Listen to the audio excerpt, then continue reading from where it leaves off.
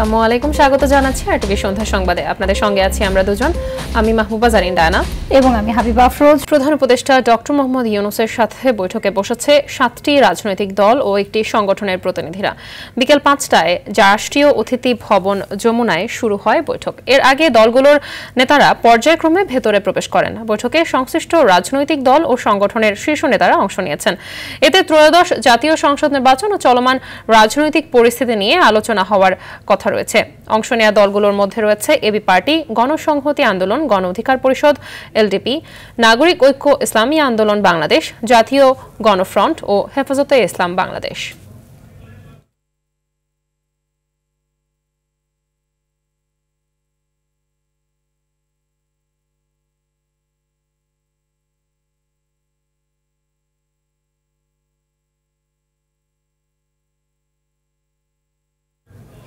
দর্শক, আমরা এই মুহূর্তে সরাসরি চলে যাচ্ছি সেখানে। তাদের নিজস্ব পরিচয়ের লোক না হলে কেউ কোনো রকম চাকরিতে যেতে পারতো না। তো তারপরে এদের মধ্য থেকেই কাউকে না কাউকে নিয়ে তো দেশের সরকার পরিচালনা করতে হবে, যারা সরকারি কর্মকর্তা কর্মচারী আছেন।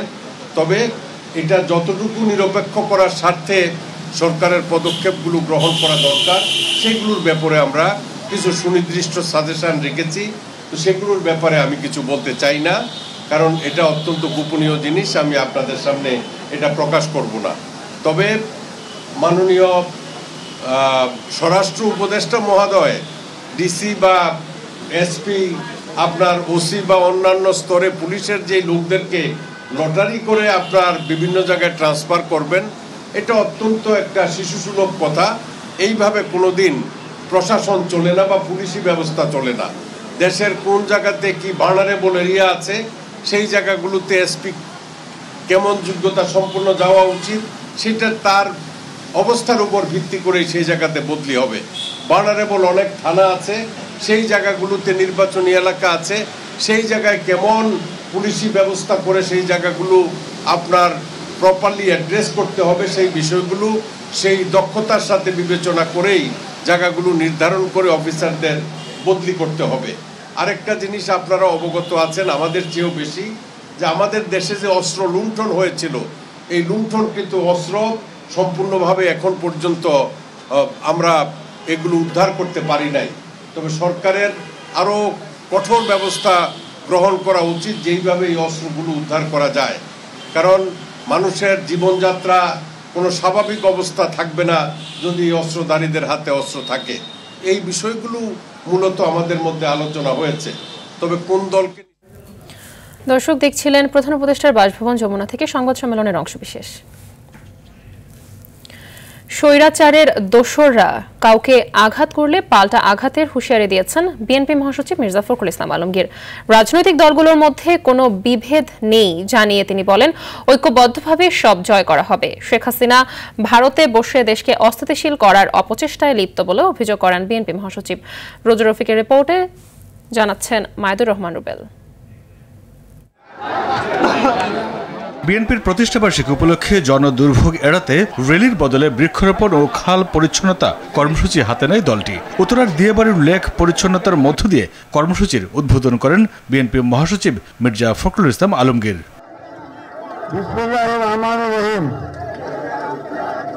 এর আগে সংক্ষিপ্ত সমাবেশে তিনি বলেন, ভারতে বসে দেশকে অস্থিতিশীল করতে নেতাকর্মীদের উস্কে দিচ্ছেন শেখ হাসিনা। ষড়যন্ত্রকারীদের কঠোরভাবে প্রতিহত করার হুঁশিয়ারি দেন মির্জা ফখরুল। যা করেছে আমাদেরকে তাই করতে হবে। যদি আপনাদের কারোর উপর কোনো হাত পড়ে, ওই আওয়ামী লীগের সেই হাত আপনারা ভেঙে দিবেন। নির্বাচন সামনে রেখে কোনো ধরনের বিশৃঙ্খলায় না জড়াতে দলীয় নেতাকর্মীদের নির্দেশ দেন বিএনপি মহাসচিব। অনেক গুজব চারদিকে, তাই না? গুজবে কান দিবেন না, কারণ গুজবই আমাদের মধ্যে বিভ্রান্তি সৃষ্টি করার জন্য আওয়ামী লীগ ওই ভারতবর্ষ থেকে সোশ্যাল মিডিয়ার মাধ্যমে সমানে গুজব ছড়াচ্ছে। আমাদের মধ্যে কোনো বিভেদ নাই, আমাদের মধ্যে ঐক্য, সে ঐক্য নিয়েই আমরা জয় করবো ইনশাআল্লাহ। এদিকে মানিকনগরে ঢাকা মহানগর দক্ষিণ বিএনপির বৃক্ষরোপণ ও পরিষ্কার পরিচ্ছন্নতা কর্মসূচিতে যোগ দিয়ে দলের স্থায়ী কমিটির সদস্য গয়েশ্বরচন্দ্র রায় বলেন, জনগণের ভোটাধিকার হরণের ষড়যন্ত্র চলছে। আগে আমাদেরকে সরকার পরিচালনার দায়িত্ব দেন, তারপরে যত দাবি আছে দাবি। আমরা আপনাদের দাবির সাথে একমত হবো, আপনাদের দল। তারেক রহমানের 18তম কারামুক্তি দিবস উপলক্ষে জাতীয় প্রেস ক্লাবে আয়োজিত আরেক আলোচনায় জাতীয় পার্টি সহ ফেসিবাদের সহযোগীদের বিচারের দাবি জানান বিএনপির সিনিয়র যুগ্ম মহাসচিব রুহুল কবির রিজভী। তো আপনি আবার দায়িত্ব নেওয়ার কথা বলছেন কেন? বিএনপি জাতীয় পার্টি দায়িত্ব নেবে? আপনারা কারা? যখন ইলিয়াস আলী গুম হয় তখন কোথায় ছিলেন? মাইদুর রহমান রুবেল, RTV, ঢাকা। এখন থেকে বিচারকদের নিয়ন্ত্রণ ও শৃঙ্খলার দায়িত্ব রাষ্ট্রপতির নয়, সুপ্রিম কোর্টের হাতে থাকবে। মঙ্গলবার নিম্ন আদালতের বিচারকদের বদলি, পদোন্নতি ও শৃঙ্খলা নিয়ে পঞ্চদশ সংশোধনী ও চতুর্থ সংশোধনীর বিধান বাতিল করে এ রায় ঘোষণা করে হাইকোর্ট। রায়কে ঐতিহাসিক উল্লেখ করে এর মাধ্যমে বিচার বিভাগ রাজনৈতিক প্রভাব থেকে মুক্ত হলো বলে মন্তব্য রিটকারী আইনজীবীর। GM মাহমুদের রিপোর্টে বিস্তারিত। অনুচ্ছেদ অনুযায়ী অধস্তন আদালতের বিচারকদের নিয়ন্ত্রণ ও শৃঙ্খলা বিধানের দায়িত্ব রাষ্ট্রপতির, যে ক্ষমতা 1972 সালের মূল সংবিধানে ছিল সুপ্রিম কোর্টের উপর। গত বছরের 25 আগস্ট মূল সংবিধানের 116 অনুচ্ছেদ পুনর্বহাল চেয়ে রিট করে 10 জন আইনজীবী। রিটের প্রেক্ষিতে অনুচ্ছেদটি কেন অসাংবিধানিক ঘোষণা করা হবে না জানতে চেয়ে রুল জারি করে হাইকোর্ট। মঙ্গলবার রুলের উপর রায় ঘোষণা করেন বিচারপতি আহমেদ সোহেল ও দেবাশিস রায় চৌধুরীর গড়া হাইকোর্ট বেঞ্চ। রায়ে সংশোধিত সংবিধানের 116 ধারা অসাংবিধানিক ঘোষণা করে 3 মাসের মধ্যে বিচার বিভাগের জন্য আলাদা সচিবালয় গঠনের নির্দেশ দেন। এর ফলে সংবিধানের 116 অনুচ্ছেদ 1972 সালের অবস্থায় ফিরে গেল। এ রায় বিচার বিভাগের জন্য মাইল ফলক বলে মন্তব্য করেন রিটকারী আইনজীবী শিশির মনির। আজকের এই রায়ে চেকস এন্ড ব্যালেন্স প্রতিষ্ঠিত হলো, একই সাথে বিচার বিভাগ তার মর্যাদা ফিরে পেল, বাংলাদেশ গ্লোরিফাইড হলো, গৌরবোজ্জ্বল ইতিহাসের যাত্রা শুরু হলো। এখন থেকে অধস্তন আদালতে রাজনৈতিক হস্তক্ষেপ কমবে বলেও জানান এ আইনজীবী। আজকের এই রায়ের মাধ্যমে উপযুক্ত কর্তৃপক্ষের হাতে আর কোনো নাটাই থাকলো না। নাটাই পরিপূর্ণভাবে সুপ্রিম কোর্টের উপর ন্যস্ত থাকলো। এক্সিকিউটিভ বা শাসন বিভাগ আর ছড়ি ঘোরাতে পারবেন না। এটাই হলো দেশের জন্য সবচাইতে বড় খুশির খবর। তবে হাইকোর্টের দেয়া এ রায়ের বিরুদ্ধে রাষ্ট্রপক্ষ আপিল করবে বলে জানান attorney general Asaduzzaman. GM Mahmud, RTV, Dhaka. July আগস্টের আন্দোলন দমনে গণহত্যার দায় স্বীকার করে নিহতদের পরিবার, আহত এবং দেশবাসীর কাছে ক্ষমা চাইলেন সাবেক IGP চৌধুরী আব্দুল্লাহ আল মামুন। জুলাই গণ অভ্যুত্থানে সংঘটিত মানবতা বিরোধী অপরাধের মামলায় সাবেক প্রধানমন্ত্রী শেখ হাসিনা ও সাবেক স্বরাষ্ট্রমন্ত্রী আসাদুজ্জামান খান কামাল সহ 3 জনের বিরুদ্ধে 11তম দিনের সাক্ষ্য গ্রহণে রাজসাক্ষী হিসেবে আবেদন করেন তিনি। মঙ্গলবার আন্তর্জাতিক অপরাধ ট্রাইব্যুনাল 1-এ বিচারপতি গোলাম মর্তুজা মজুমদারের নেতৃত্বাধীন বিচারিক প্যানেলে সাবেক এই IGP আরও বলেন, শেখ হাসিনাকে 2018 সালের জাতীয় নির্বাচনে আগের রাতেই 50% ভোট ব্যালট বাক্সে ভরে রাখার পরামর্শ দিয়েছিলেন তৎকালীন IGP জাবেদ পাটোয়ারি। এ মামলায় এর আগে 10 দিনে 35 জনের সাক্ষ্য গ্রহণ শেষ হয়েছে। ফের সাক্ষ্য নেওয়া হবে বুধবার। কি পদ্ধতিতে গ্রেপ্তার হতো, কি পদ্ধতিতে গুম করা হতো, কি পদ্ধতিতে লাশ ডিসপোজাল করা হতো, সমস্ত বিষয় তিনি বলেছেন। সেই কাজগুলো র্যাবের কোন উইং, কোন কোন ব্যক্তি, কোন কোন পদধারী সেগুলো করতেন, সেগুলোর তিনি অকাট্য সাক্ষ্য প্রমাণ দিয়েছেন। তিনি আরও বলেছেন প্রধানমন্ত্রী নির্দেশ কিভাবে দিতেন, তারিক আহমদ সিদ্দিকী কিভাবে বাংলাদেশের এই মানবতা বিরোধী অপরাধ গত 15 বছরে যা কিছু হয়েছে তার সাথে কিভাবে সম্পৃক্ত, স্বরাষ্ট্রমন্ত্রী কিভাবে প্রধানমন্ত্রীর কাছ থেকে নির্দেশ পেতেন, কিভাবে সেই নির্দেশ নিচের দিকে ক্যারি আউট করা হতো। এই যে সামগ্রিক বিষয়, একটা ওয়াইড স্প্রেড সিস্টেম্যাটিক অ্যাটাক প্রমাণ করার জন্য যা কিছু এলিমেন্টস দরকার, সেগুলো আজকের এই সাক্ষ্য তার অফিসিয়াল পজিশন থাকার কারণে তিনি জানেন বলে আদালতের কাছে তুলে ধরেছেন। জুলাই হত্যার বিচার দ্রুত করতে ট্রাইব্যুনালের সংখ্যা বাড়তে পারে বলে জানিয়েছেন আইন উপদেষ্টা ডক্টর আসিফ নজরুল। সকালে আন্তর্জাতিক অপরাধ ট্রাইব্যুনাল 2-এর মূল ভবনের সংস্কার কাজ পরিদর্শন শেষে এই কথা বলেন তিনি। আসিফ নজরুল বলেন, জুলাই হত্যার বিচার কাজ দ্রুত শেষ করতে ট্রাইব্যুনাল 3 গঠিত হতে পারে। 2024 সালের জুলাই আগস্টের হত্যাযজ্ঞের বিচারকে সর্বোচ্চ গুরুত্ব দিচ্ছে সরকার। বিচারের গতি সন্তোষজনক বলেও জানান তিনি।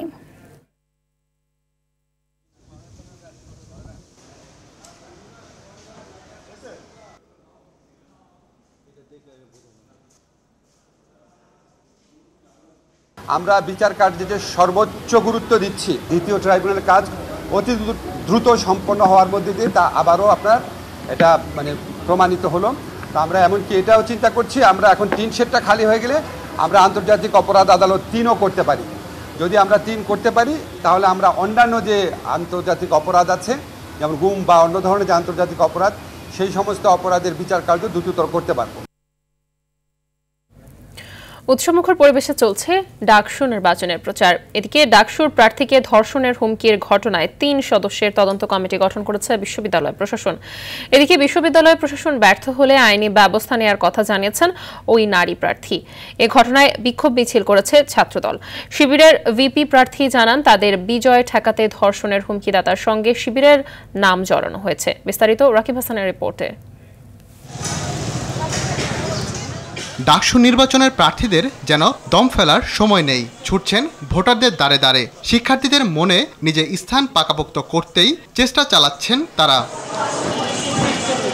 এদিকে অপরাজেয় ৭১ অদম্য ২৪ প্যানেলের মুক্তিযুদ্ধ ও গণতান্ত্রিক আন্দোলনের সম্পাদক বিএম ফাহমিদা আলমকে ফেসবুকে গণধর্ষণের হুমকি নিয়ে এখন উত্তপ্ত ঢাকা বিশ্ববিদ্যালয় ক্যাম্পাস। এ ঘটনার বিচার চেয়েছেন ওই শিক্ষার্থী। যদি তারা কোনো আইনি ব্যবস্থা গ্রহণ না করেন, যদি তারা আমাদেরকে হতাশ করেন, যদি তারা শিক্ষকদের প্রতিবাদকে হতাশ করে থাকেন, তাহলে আমরা আইনি ব্যবস্থা গ্রহণ করতে বাধ্য হব। ফেসবুকে গণধর্ষণের হুমকিদাতা শিবিরের সঙ্গে জড়িত বলে অভিযোগ করে বিক্ষোভ মিছিল করেছে ছাত্রদল। ঢাকা বিশ্ববিদ্যালয়ের একজন শিক্ষার্থী তার মেয়ে সহপাঠীকে গণধর্ষণের ঘোষণা দিচ্ছে প্রকাশ্যে, এবং এখনো পর্যন্ত সে প্রকাশ্যে ঘুরে বেড়াচ্ছে। ঢাকা বিশ্ববিদ্যালয় প্রশাসন এবং রাষ্ট্রীয় প্রশাসন এখনো পর্যন্ত তার বিরুদ্ধে ভিন্ন পরিমাণ কোনো ব্যবস্থা নেয়নি। শিবির কর্মী একজন তাকে গণধর্ষণের হুমকি দেয়, গণধর্ষণের আহ্বান জানায়। এর চেয়ে লজ্জাজনক ঘটনা ঢাকা বিশ্ববিদ্যালয়ে খুব কম হয়েছে। তবে এটিকে অপপ্রচার ও বিজয় ঠেকানোর অপচেষ্টা বলে জানান শিবিরের ভিপি প্রার্থী। যারা নারীদের বিরুদ্ধে এই ধরনের স্লেট শেমিং করছে, যারা এই ধরনের হ্যারাসমেন্ট করছে, তারা হচ্ছে কালপ্রিট। তাদের বিরুদ্ধে আমাদের জিরো টলারেন্স নীতি। সুতরাং সে যে দলের হোক তার বিরুদ্ধে আমাদের অবস্থান নিতে হবে। এ ঘটনায় ব্যবস্থা নিতে তদন্ত কমিটি গঠন করেছে বিশ্ববিদ্যালয় প্রশাসন। আমরা 3 কর্মদিবসের মধ্যে এই তথ্য অনুসন্ধান কমিটিকে অনুরোধ করেছি তারা তদন্ত করে আমাদের লিখিতভাবে রিপোর্ট প্রদান করার জন্য। রাকিব হাসান, RTV, ঢাকা। বাণিজ্য বিরোধ নিষ্পত্তির দীর্ঘসূত্রিতার কারণে বিদেশি বিনিয়োগ ব্যাহত হচ্ছে বলে অভিযোগ করেছেন ঢাকা চেম্বার অফ কমার্স। আর বিদেশি বিনিয়োগ বাড়াতে কমার্শিয়াল কোর্ট স্থাপন করার তাগিদ দিয়েছেন বাংলাদেশে নিযুক্ত EU রাষ্ট্রদূত মাইকেল মিলার। রাজধানীতে ঢাকা চেম্বার মিলনায়তনে আয়োজিত সেমিনারে এই মন্তব্য করেন তারা। DCCI সভাপতি তাসকিন আহমেদ বলেন, বাংলাদেশের নিম্ন ও উচ্চ আদালতগুলোতে বর্তমানে অমীমাংসিত মামলার সংখ্যা প্রায় 4 মিলিয়ন। আগামী 1 মাসের মধ্যে কমার্শিয়াল কোর্ট স্থাপনের কাজের খসড়া চূড়ান্ত হবে বলে আশা করেন বাণিজ্য সচিব মাহবুবুর রহমান। বাংলাদেশ বিনিয়োগ উন্নয়ন কর্তৃপক্ষ বিডার মহাপরিচালক সহ সরকারের ঊর্ধ্বতন কর্মকর্তারা আলোচনায় অংশ নেন।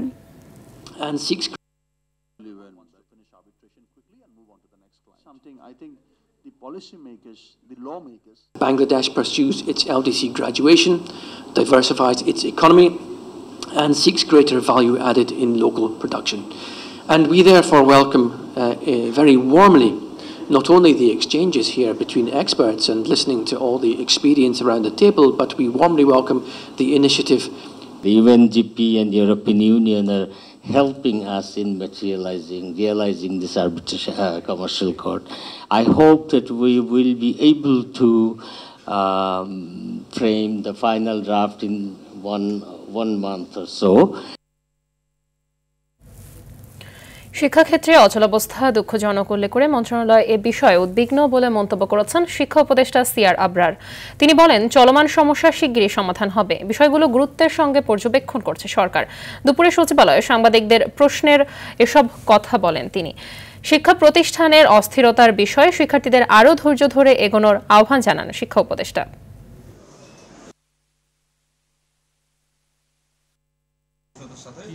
স্বাভাবিক শিক্ষা কার্যক্রম কিছুটা ব্যাহত হচ্ছে, তো সেটাতে আমরা যথেষ্ট রকমভাবে উদ্বিগ্ন। তবে আমরা এটা মনে করি যে কোনো সমস্যাই আলাপ আলোচনার মাধ্যমে সমাধান হওয়া সম্ভব। আমরা আশা করি দ্রুতই এই সমাধান এখানে হবে।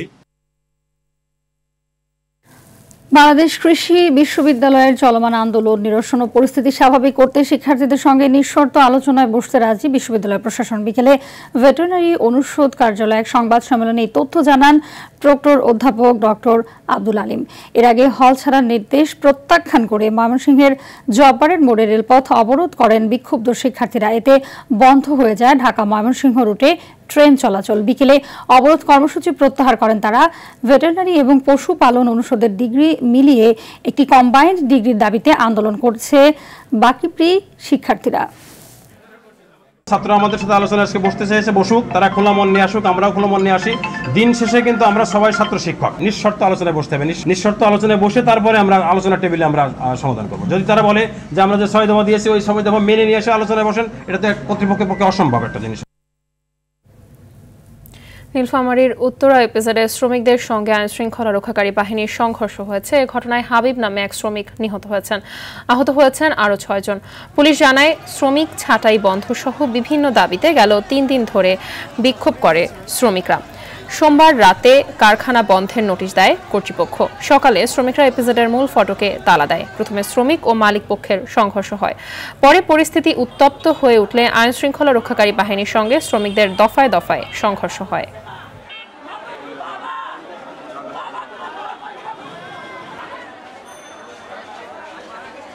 অজস্রভাবে আর কি লাঠিচার্জ শুরু করে দিছে।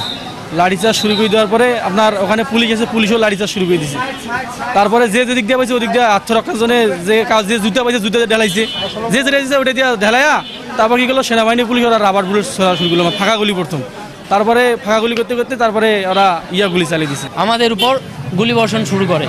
সেই গুলিতে আহত হয় আমার 2 ভাই, যারা ওখানেই মারা যায়। তারপর তাকে একজনকে তবু এখানে নিয়ে আসা হয়। এখানে নিয়ে এসে আমার ভাইকে ভর্তি করানো হয়। ভর্তি করে ডাক্তাররা জানায় দেয় যে সে মৃত। কক্সবাজারের বাঘখালী নদীতে অবৈধ দখল উচ্ছেদ অভিযানে হামলা করেছে স্থানীয়রা। এই সময় বিক্ষোভকারীদের হামলায় এক পুলিশ সদস্য আহত হয়েছেন। ঘটনাস্থল থেকে 4 জনকে আটক করেছে পুলিশ। দ্বিতীয় দিনের মতন বেলা 11টার দিকে কক্সবাজারের বাঘখালী নদীর মোহনায় উচ্ছেদ অভিযান শুরু করে জেলা প্রশাসন ও বিআইডব্লিউটি এর যৌথভাবে।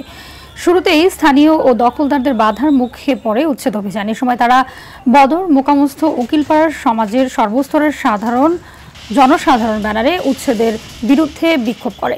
এক পর্যায়ে বিক্ষোভকারীরা ইট পাটকেল নিক্ষেপ করলে আইন শৃঙ্খলা বাহিনী তাদের ছত্রভঙ্গ করে দেয়। এ সময় এক পুলিশ সদস্য আহত হন। বাচ্চাদেরকে সামনে রেখে প্লাকার্ড তাদের গলায় ঝুলিয়ে কাপড়ের কাপড় নিয়ে এসে প্রসেশন করার চেষ্টা করছে। অনেক সময় ভাড়াটে মহিলাদেরকে নিয়ে আসছে। আবার আজকে এখানে আমাদের সামনে এই প্রতিষ্ঠান থেকে আপনার বড় বড় সব ট্রাক রেখে দেওয়া হয়েছে যাতে আমরা না ঢুকতে পারি।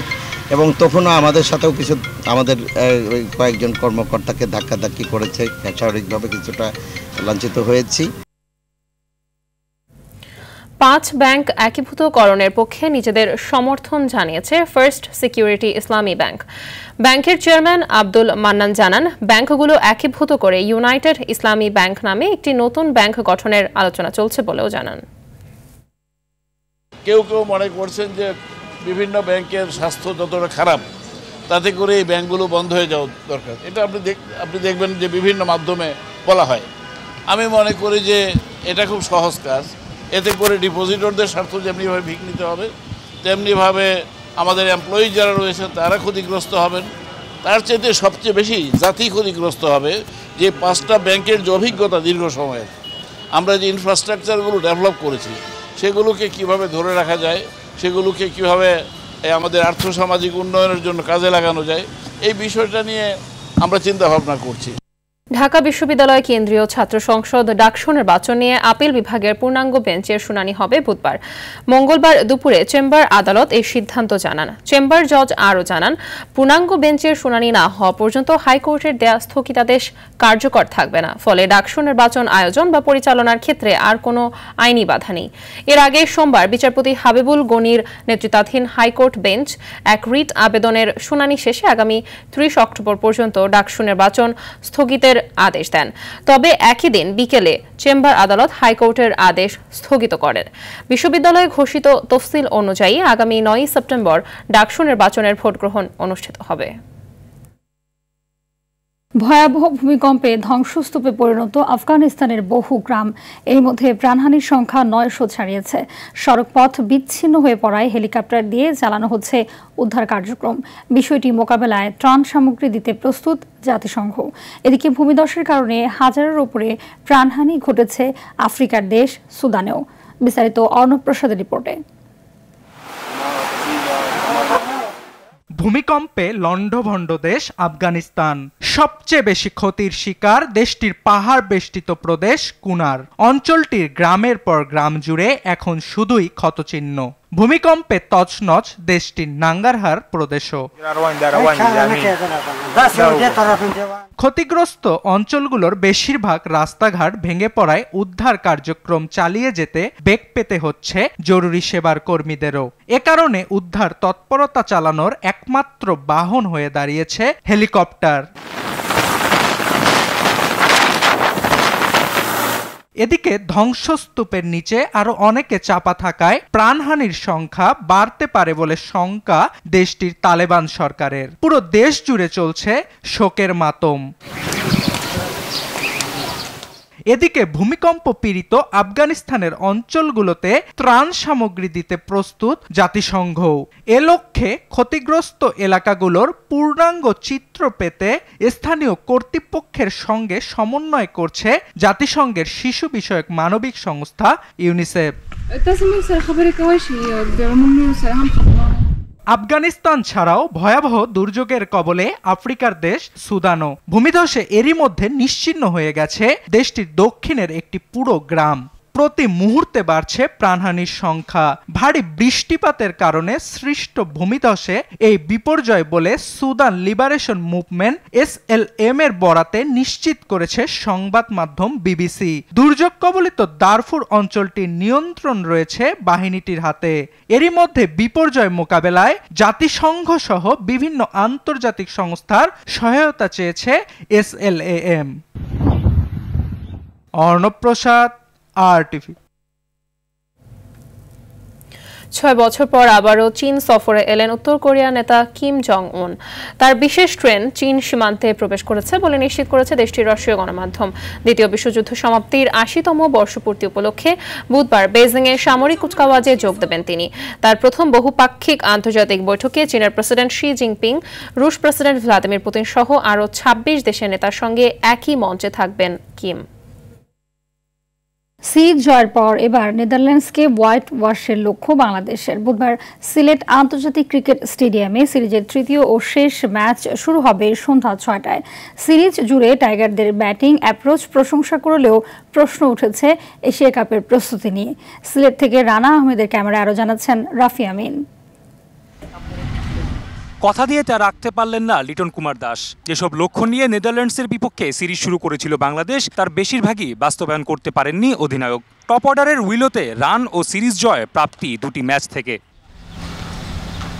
মূলত সংযুক্ত আরব আমিরাতের কন্ডিশনের কথা ভেবেই সিলেটে হচ্ছে নেদারল্যান্ডসের বিপক্ষে সিরিজ। অথচ দুর্বল নেদারল্যান্ডসের বিপক্ষে জয়ের নেশায় প্রথম 2 ম্যাচে আগে বোলিংয়ের সিদ্ধান্ত নিয়েছে টাইগাররা, যেখানে টস জেতায় সুযোগ ছিল আগে ব্যাটিং নিয়ে বড় রান করতে অভ্যস্ত হওয়া। আর তাই প্রশ্ন জেগেছে, শুধু কি সিরিজ জেতাই লক্ষ্য ছিল টাইগারদের? টস জিতেও 2 ম্যাচেই কেন আগে ব্যাটিং করার সুযোগ নিল না বাংলাদেশ? তানজিদ তামিম দায় চাপালেন কোচ আর অধিনায়কের উপর। হোম অ্যাডভান্টেজ সবাই নিতে চায়, আর প্রথমে উইকেট যেরকম থাকে আগের ম্যাচে যেটা দেখছেন প্রচুর ডিউ পড়ছে, তো পরে ব্যাটিং করা আরও ইজি হয়েছে আমাদের জন্য। তো আজকেও আমাদের সেম প্ল্যান ছিল, হয়তো বা ডিউ পড়বে আমাদের ব্যাটিং করতে যাতে আরও, কারণ যেহেতু সিরিজ নির্ধারণী ম্যাচ ছিল এটা। তো আমার মনে হয় যে এটা কোচ, ক্যাপ্টেন এবং টিম ম্যানেজমেন্ট যারা আছে এটা নিয়ে তারা ভাববে। লিটন তামিমদের ব্যাটিং অ্যাপ্রোচে চোখ জুড়ালেও প্রশ্নবিদ্ধ হচ্ছে প্রস্তুতির বিষয়। ডাচদের আগে ব্যাট করতে দিয়ে প্রথম 2 ম্যাচে বাংলাদেশ খেলতে পেরেছে কেবল 26.4 ওভার। 2 বছর পর দলে ফিরে সোহান অনুশীলন করে গেলেন কেবল নেটে। হৃদয়, শামীম ও জাকেররা আড়ালেই রয়ে গেলেন সিরিজ জয়ের। শেষ ম্যাচে তাদের সুযোগ হবে তো ঝালিয়ে নেওয়ার, সেটাই এখন দেখার অপেক্ষা। সিলেট আন্তর্জাতিক ক্রিকেট স্টেডিয়াম থেকে রাফি আমিন, RTV। সন্ধ্যা সংবাদ এ পর্যন্তই। রাতের সংবাদ 11:30 দেখার আমন্ত্রণ রইল। ধন্যবাদ সবাইকে।